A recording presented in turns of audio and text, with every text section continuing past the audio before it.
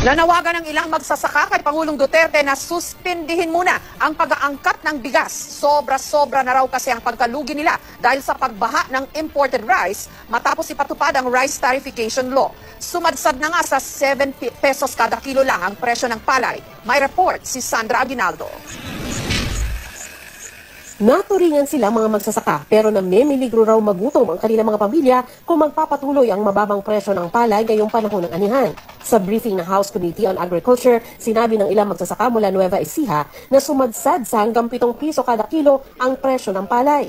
Ang kanilang sinisisi ang pagbaha ng imported rice matapos ipatupad ang rice tariffication law. Totoong nagaganap po sa kanayunan po yung presyong 7, ito po yung kadahilanan.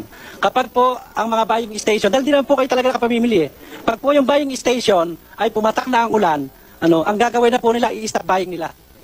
Ang i-presyo na lang nila, hindi kami makapamili, walang bilaran, 7. Yung pong batas na pinaiiral po ngayon, yung rice liberalization o yung rice tariffication, yan po ang sanhi ng pagbagsak ng palay ng mga magsasaka o yung produktong agricultural at pagkawasa ng aming mga lupain.